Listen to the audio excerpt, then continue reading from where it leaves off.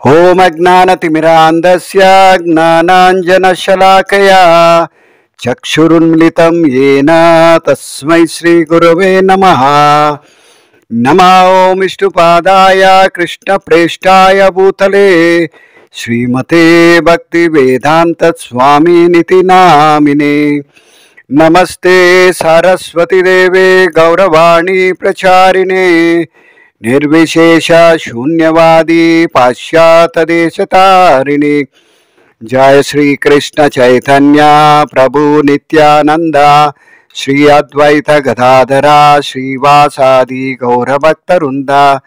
हरे कृष्णा कृष्ण कृष्ण हरे हरे, हरे राम राम राम हरे हरे. हरे कृष्ण. एल्रिಗೂ ಆತ್ಮೀಯ ಸ್ವಾಗತ. ಭಗವದ್ಗೀತಾ ಯಥಾರೂಪ ಅಧ್ಯಾಯ 8 ಭಗವತ್ ಪ್ರಾಪ್ತಿ. ಅಂತಿಮ ಶ್ಲೋಕ ಸಂಖ್ಯೆ 28. ವೇದೇಶು ಯಜ್ಞೇಶು ತಪಸ್ಸು ಚೈವ ದಾನೇಶು ಯತ್ ಪುಣ್ಯಫಲಂ ಪ್ರದಿಷ್ಟಂ ಅತ್ಯೇತಿ ತತ್ಸರ್ವಂ ಇದಂ ವಿದಿತ್ವಾ ಯೋಗಿ ಪರಂ ಸ್ಥಾನಂ ಉಪೈತಿ ಚಾದ್ಯಂ. ಅನುವಾದ: ಭಕ್ತಿಪೂರ್ವಕ ಸೇವೆಯ ಮಾರ್ಗವನ್ನು ಸ್ವೀಕರಿಸುವವನು ವೇದಾಧ್ಯಯನ, ಯಜ್ಞಗಳ ಆಚರಣೆ, ದಾನ ಮಾಡುವುದು ಅಥವಾ ತಾತ್ವಿಕ ಮತ್ತು ಕಾಮ್ಯ ಕರ್ಮಗಳಿಂದ ಬರುವ ಫಲಗಳನ್ನು ಕಳೆದುಕೊಳ್ಳಬೇಕಾಗಿಲ್ಲ. ಭಕ್ತಿ ಸೇವೆ ಮಾಡಿದರೆ ಸಾಕು, ಆತನು ಇವೆಲ್ಲವನ್ನು ಪಡೆಯುತ್ತಾನೆ ಮತ್ತು ಕಡೆಯಲ್ಲಿ ಪರಮ ಶಾಶ್ವತ ನಿವಾಸವನ್ನು ಸೇರುತ್ತಾನೆ. ಇಲ್ಲಿ ಈ ಶ್ಲೋಕ ಅಂತಿಮ ಶ್ಲೋಕ. ಅದರಲ್ಲೂ ಮುಖ್ಯವಾಗಿ ಭಗವತ್ ಪ್ರಾಪ್ತಿ, ಭಗವಂತನನ್ನು ಪಡೆಯೋದಕ್ಕೆ ಏನನ್ನ ಮಾಡಬೇಕು ಅನ್ನೋದನ್ನು ಈ ಅಧ್ಯಾಯ ಹೇಳಿಕೊಟ್ಟಿದೆ. ಅದರಲ್ಲೂ ಮುಖ್ಯವಾಗಿ ಈ ಶ್ಲೋಕದಲ್ಲಿ ವೇದಾಧ್ಯಯನ, ಯಜ್ಞಗಳ ಆಚರಣೆ, ದಾನ ಮಾಡೋದು ಮತ್ತು ಕಾಮ್ಯಕರ್ಮಗಳಿಂದ ಬರುವ ಫಲ, ಇದನ್ನು ಯಾವುದನ್ನು ಕಳ್ಕೋಬೇಕಾಗಿಲ್ಲ, ಆದರೆ ಭಕ್ತಿ ಸೇವೆ ಮಾಡಿದರೆ ಸಾಕು ಅಂತ ಹೇಳ್ತಾ ಇದ್ದಾರೆ.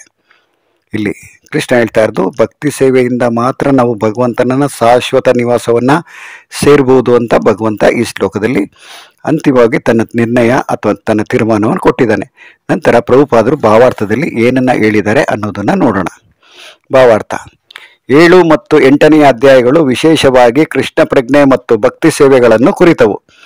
ಈ ಶ್ಲೋಕವು ಈ ಅಧ್ಯಾಯಗಳ ಸಾರ ಸಂಗ್ರಹ.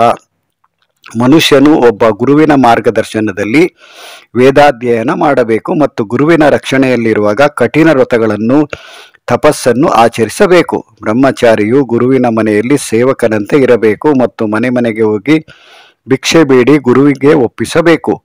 ಗುರುವಿನ ಅಪ್ಪಣೆಯಂತೆ ಆತನು ಆಹಾರವನ್ನು ಸೇವಿಸುತ್ತಾನೆ. ಎಂದಾದರೂ ಗುರುವು ಶಿಷ್ಯನನ್ನು ಊಟಕ್ಕೆ ಕರೆಯುವುದನ್ನು ಮರೆತರೆ ಶಿಷ್ಯನು ಉಪವಾಸ ಮಾಡುತ್ತಾನೆ. ಬ್ರಹ್ಮಚರ್ಯದ ಆಚರಣೆಗೆ ಇವು ಕೆಲವು ವೈದಿಕ ತತ್ವಗಳಾಗಿವೆ. ಮುಖ್ಯವಾಗಿ ಭಾವಾರ್ಥ ನಾನು ಓದಿದ ಈ 5-6 ಸಾಲಿನಲ್ಲಿ ಏನು ಹೇಳ್ತಾ ಇದ್ದಾರೆ ಪ್ರಭುಪಾದರು, 7 ಮತ್ತು 8ನೇ ಅಧ್ಯಾಯಗಳು, ಅದರಲ್ಲೂ ಮುಖ್ಯವಾಗಿ ಪರಾತ್ಪರ ಜ್ಞಾನ ಮತ್ತು ಭಗವತ್ ಪ್ರಾಪ್ತಿ ಅಂತ ಏನು ನಾವು ಅಧ್ಯಯನ ಮಾಡ್ತಾ ಇದ್ದೀವಿ. ಅದರಲ್ಲೂ ಮುಖ್ಯವಾಗಿ ಮಧ್ಯದ 6 ಅಧ್ಯಾಯಗಳನ್ನು ಭಕ್ತಿ ಸೇವೆ ಅಂದರೆ ಭಕ್ತಿ ಯೋಗ ಅಂತ ಹೇಳ್ತಾರೆ. ಮೊದಲನೇ 6 ಅಧ್ಯಾಯದಲ್ಲಿ ಕರ್ಮಯೋಗದ ಬಗ್ಗೆ ಚರ್ಚೆ ಮಾಡಿದ್ವಿ. ನಂತರ ಈ ಮಧ್ಯದ 6 ಅಧ್ಯಾಯ ಅಂದರೆ 7ನೇ ಅಧ್ಯಾಯದಿಂದ ಹಿಡಿದು 12ನೇ ಅಧ್ಯಾಯದವರೆಗೂ ಭಕ್ತಿ ಯೋಗದ ಬಗ್ಗೆ ಭಗವಂತ ವರ್ಣನೆ ಮಾಡ್ತಾರೆ. ನಂತರ 13ನೇ ಅಧ್ಯಾಯದಿಂದ 18ನೇ ಅಧ್ಯಾಯದವರೆಗೂ ಜ್ಞಾನಯೋಗದ ಬಗ್ಗೆ ವರ್ಣನೆ ಆಗುತ್ತೆ. ಅದರಲ್ಲೂ ಮುಖ್ಯವಾಗಿ ಈ 2 ಅಧ್ಯಾಯಗಳ ವಿಶೇಷವಾಗಿ ಏನು ಹೇಳ್ತಾ ಇದೆ ಅಂದರೆ ಕೃಷ್ಣ ಪ್ರಜ್ಞೆ ಮತ್ತು ಭಕ್ತಿ ಸೇವೆಯನ್ನು ಕುರಿತವು ಅಂತ ಹೇಳ್ತಾ ಇದ್ದಾರೆ. ಅದರಲ್ಲೂ ಮುಖ್ಯವಾಗಿ ಮನುಷ್ಯ ಯಾವ ರೀತಿ ವೇದ ಅಧ್ಯಯನ ಮಾಡಬೇಕು, ಅದರಲ್ಲೂ ಮುಖ್ಯವಾಗಿ ಗುರುಗಳ ಆಶ್ರಯವನ್ನು ಪಡಿಬೇಕು. ಅದು ಎಲ್ಲರೂ ಅರ್ಥ ಮಾಡ್ಕೋಬೇಕಾಗಿರ್ತಕ್ಕಂಥ ವಿಷಯ. ನಾವು ಯಾವುದೇ ವಿಷಯವನ್ನು ನಾವು ಕಲಿಬೇಕಾದ್ರೆ ಅದಕ್ಕೆ ಗುರುವಿನ ಆಶ್ರಯ, ಗುರುವಿನ ಅಗತ್ಯ ಎಷ್ಟು ಮುಖ್ಯ ಅನ್ನೋದು ಪ್ರತಿಯೊಬ್ಬರು ತಿಳ್ಕೊಂಡಿರಬೇಕು.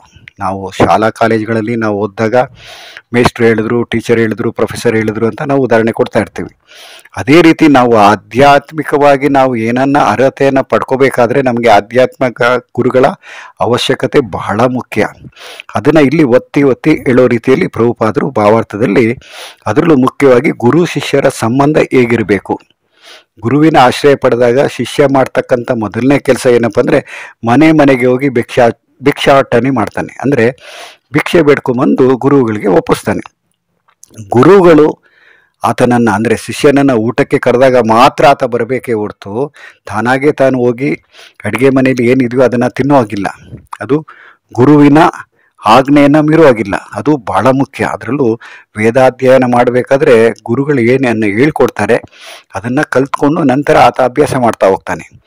ನಂತರ ಗುರುವಿನ ಅಪ್ಪಣೆಯಂತೆ ಆಹಾರನ ಸೇವನೆ ಮಾಡಬೇಕಾಗತ್ತೆ. ಇದು ಬ್ರಹ್ಮಚರ್ಯದ ವಿಧಿಗಳು.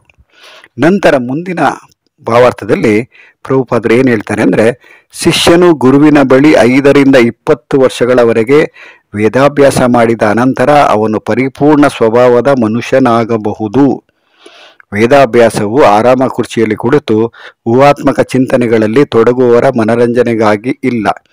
ಅದರ ಉದ್ದೇಶ ಶೀಲವನ್ನು ರೂಪಿಸುವುದು. ಈ ಶಿಕ್ಷಣದ ಅನಂತರ ಬ್ರಹ್ಮಚಾರಿಗೆ ಗೃಹಸ್ಥಾಶ್ರಮವನ್ನು ಪ್ರವೇಶಿಸಿ ಮದುವೆಯಾಗಲು ಅನುಮತಿ ದೊರೆಯುತ್ತದೆ.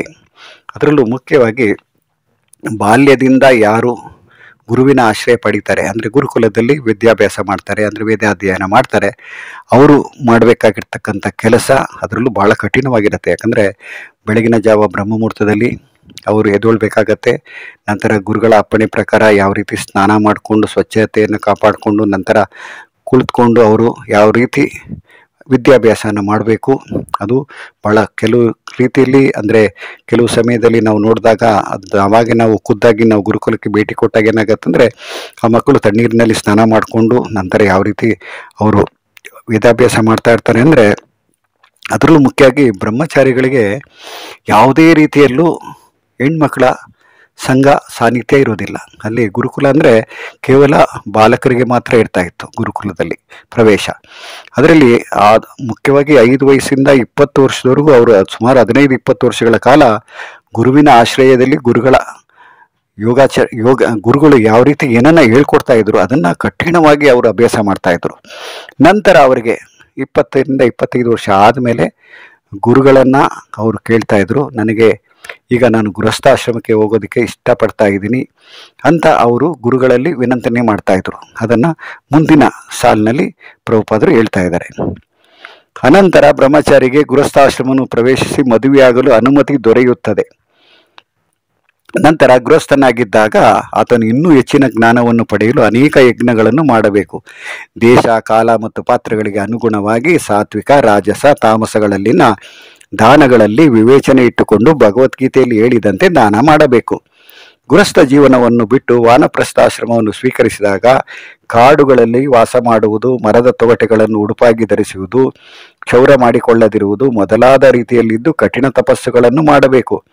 ಬ್ರಹ್ಮಚರ್ಯ, ಗೃಹಸ್ಥ, ವಾನಪ್ರಸ್ಥ ಮತ್ತು ಸನ್ಯಾಸಾಶ್ರಮಗಳನ್ನು ಆಚರಿಸಿ ಮನುಷ್ಯನು ಬದುಕಿನ ಪರಿಪೂರ್ಣತೆಯ ಹಂತಕ್ಕೆ ಏರುತ್ತಾನೆ. ಕೆಲವರನ್ನು ಅನಂತರ ಸ್ವರ್ಗಲೋಕಗಳಿಗೆ ಏರಿಸಲಾಗುತ್ತದೆ. ಅವರು ಇನ್ನೂ ಮುಂದುವರಿದಾಗ ನಿರಾಕಾರ ಬ್ರಹ್ಮಜ್ಯೋತಿಯಲ್ಲಿ ಅಥವಾ ವೈಕುಂಠ ಲೋಕಗಳಲ್ಲಿ ಇಲ್ಲವೇ ಕೃಷ್ಣ ಲೋಕದಲ್ಲಿ ಮುಕ್ತಿಯನ್ನು ಪಡೆಯುತ್ತಾನೆ. ವೈದಿಕ ಸಾಹಿತ್ಯದಲ್ಲಿ ರೂಪಿಸಿರುವ ಮಾರ್ಗ ಇದು. ಅದರಲ್ಲೂ ಮುಖ್ಯವಾಗಿ ಗೃಹಸ್ಥಾಶ್ರಮ ಪ್ರವೇಶ ಮಾಡಿದ ಮೇಲೆ ಅದರಲ್ಲೇ ಜೀವನ ಪೂರ್ತಿ ಇರುವಾಗಿಲ್ಲ. ಶಾಸ್ತ್ರದಲ್ಲಿ 25 ವಯಸ್ಸಿನವರೆಗೂ ಆತ ಬ್ರಹ್ಮಚಾರಿಯಾಗಿರಬೇಕು. ನಂತರ 25ರಿಂದ 50 ವರ್ಷಗಳ ಕಾಲ ಆತ ಗೃಹಸ್ಥಾಶ್ರಮದಲ್ಲಿ ಇರ್ಬೋದು. ನಂತರ 50 ಆದ ಮೇಲೆ ಸುಮಾರು 75 ವರ್ಷದವರೆಗೂ ವಾನಪ್ರಸ್ಥ ಆಶ್ರಮದಲ್ಲಿ ಇರಬೇಕು. ಅಂದರೆ ವಾನಪ್ರಸ್ಥ ಆಶ್ರಮ ಅಂದರೆ ಅಷ್ಟು ಸುಲಭ ಅಲ್ಲ. ಅದನ್ನು ಇಲ್ಲಿ ಹೇಳಿದ್ದಾರೆ ಭಾವಾರ್ಥದಲ್ಲಿ. ಏನು ಕ್ಷೌರ ಮಾಡಿಸ್ಕೊಳ್ಳೋಂಗಿಲ್ಲ, ಅಂದರೆ ಕಟಿಂಗ್ ಮಾಡ್ಕೊಳ್ಳೋಂಗಿಲ್ಲ. ನಂತರ ಒಳ್ಳೆ ಒಳ್ಳೆ ಉಡುಪನ್ನು ತೊಗೊಳ್ಳೋಂಗಿಲ್ಲ. ಅದರಲ್ಲೂ ಮರದ ತೊಗಟೆಗಳನ್ನು ಉಡುಪಾಗಿ ಧರಿಸುವುದಂತೆ. ಅದರಲ್ಲೂ ಕಾಡಿನಲ್ಲಿ ವಾಸ ಮಾಡಬೇಕು. ಇದೆಲ್ಲ ವಾನಪ್ರಸ್ಥ ಜೀವನ. ಅದಂದರೆ ಏನು ಸನ್ಯಾಸ ಸ್ವೀಕಾರ ಮಾಡೋಕ್ಕಿಂತ ಮುಂಚೆ ತಾವು ಅಭ್ಯಾಸ ಮಾಡ್ಕೋಬೇಕಾಗತ್ತೆ. ಸನ್ಯಾಸಾಶ್ರಮದಲ್ಲಿ ಯಾವ ರೀತಿ ಇರಬೇಕು ಅನ್ನೋದಕ್ಕೆ ವಾನಪ್ರಸ್ಥ ಆಶ್ರಮ ಬಂದ್ಬಿಟ್ಟು ನಮಗೊಂದು ರೀತಿಯಲ್ಲಿ ಅದು ತರಬೇತಿ ಕೇಂದ್ರ ಥರ ಇರುತ್ತೆ. ನಂತರ ಆತ ಸನ್ಯಾಸ ತಗೋಬೋದು. ಅದರಲ್ಲೂ ಮುಖ್ಯವಾಗಿ ಬ್ರಹ್ಮಚಾರಿಯಾಗಿ 20ರಿಂದ 25 ವರ್ಷಗಳ ಕಾಲ ಗುರುವಿನ ಆಶ್ರಯದಲ್ಲಿ, ಗುರುವಿನ ಆಶ್ರಮದಲ್ಲಿ ಗುರುಗಳ ಆಜ್ಞೆಯನ್ನು ಪರಿಪಾಲನೆ ಮಾಡಬೇಕು. ನಂತರ ಆತನಿಗೆ ಬ್ರಹ್ಮಚರ್ಯ ಆಶ್ರಮದಲ್ಲೇ ಮುಂದುವರಿಯೋದಕ್ಕೆ ಆಗದೇ ಇರೋ ಕಾರಣಕ್ಕೋಸ್ಕರ ಆತ ಗುರುವಿನ ಅನುಮತಿಯನ್ನು ಪಡ್ಕೊಂಡು ಗೃಹಸ್ಥಾಶ್ರಮನ ಪ್ರವೇಶ ಮಾಡ್ತಾನೆ. ಗೃಹಸ್ಥಾಶ್ರಮದಲ್ಲಿ 25ರಿಂದ 50 ವರ್ಷಗಳ ಕಾಲ, ಸುಮಾರು 25 ವರ್ಷಗಳ ಕಾಲ ಗೃಹಸ್ಥಾಶ್ರಮದಲ್ಲಿ ಇದ್ದು ನಂತರ ವಾನಪ್ರಸ್ಥಾಶ್ರಮ, ವಾನ ಅಂದರೆ ಕಾಡು, ಕಾಡಿಗೆ ಹೋಗಿ ವಾಸ ಮಾಡೋದು. ಕಾಡಿಗೆ ಹೋಗಿ ವಾಸ ಮಾಡೋದು ಅಭ್ಯಾಸ ಮಾಡಿಕೊಂಡು ನಂತರ ಅಲ್ಲಿ ಸುಮಾರು 75 ವರ್ಷಗಳ ಕಾಲವರೆಗೂ, ಅಂದರೆ 25 ವರ್ಷ ಕಾಲ ಅಂದರೆ 50ರಿಂದ 75ರವರೆಗೂ ಆತ ವಾನಪ್ರಸ್ಥಾಶ್ರಮದಲ್ಲಿ ಇದ್ದು ನಂತರ ಸನ್ಯಾಸನ ತಗೊಳ್ಬೋದು.